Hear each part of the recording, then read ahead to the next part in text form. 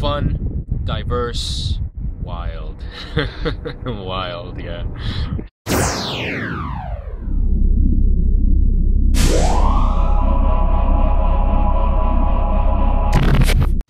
My name is Tommy, Father Metro, lead singer slash MC of Don Johnson Big Band, based in Helsinki, Finland.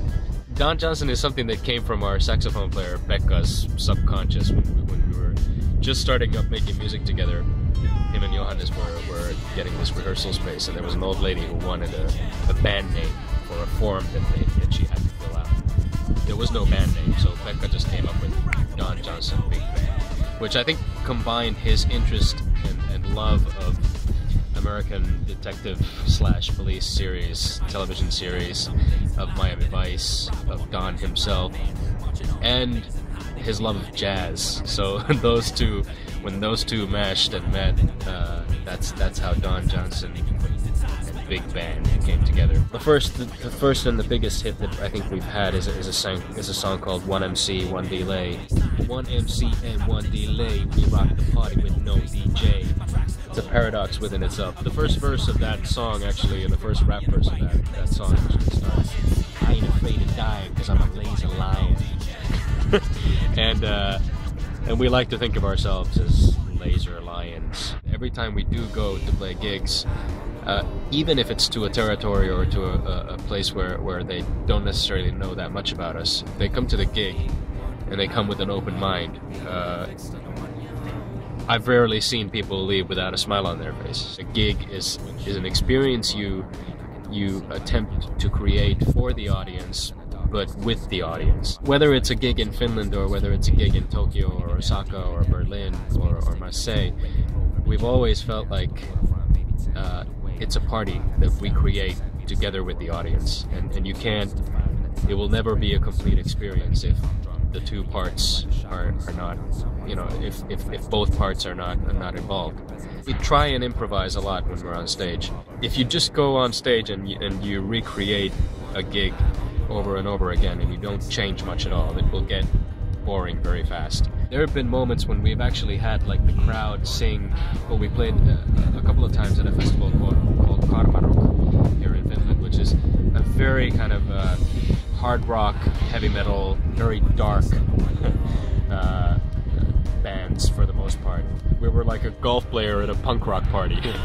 But we did our thing, and we tried to create a positive energy, and then we picked up on just like crazy stuff, Britney Spears melody, or the melody for Lambada, or the melody for a song in Finnish from 20 years ago.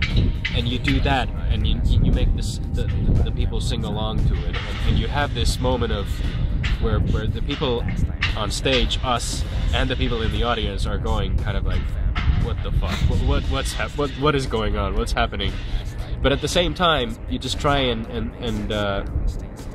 throw yourself into that moment and not worry about whether, this is the chic thing or the stylish or the cool thing to do. We've never worried about that much. We've never worried about being hip and contemporary and, it's 2010 now. We need to be so goddamn 2010. That's not an issue for us. I mean, it's music, it's live music, and we want to enjoy the experience. If somebody comes to a gig and they're forced to think about Miles Davis and Britney Spears within 5 minutes, great. Right now, musically speaking, we've talked a lot about what kind of material we would possibly like to do. Maybe go back to a little bit of more of an electronic sound, sample-based sound. It's a period where everything is kind of wide open, and that's a great feeling. I actually just recently listened to Tom Petty's Into the Great Wide Open album, which is a favorite of mine from the early 90s. When you throw yourself, and you've done skydiving, so you should know about throwing yourself into the great wide open.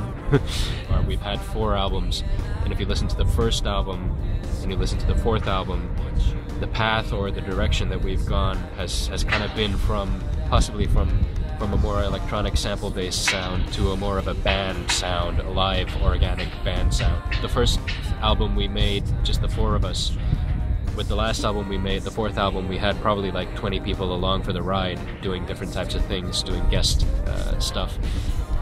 I think we might want to just kind of tone it down a little bit and narrow down our focus a little bit, and maybe go back a little bit to the old days, to the old sound, but doing it in a contemporary 2010 way, though. We don't want to do anything that is like retro 2000. But you know, maybe just shifting the focus a little bit. Okay. But so far, most of the material is still unmade, so I mean, anything is possible. Keep one eye on the road, the other one fixed on a 1-year-old. The windshield is bombarded.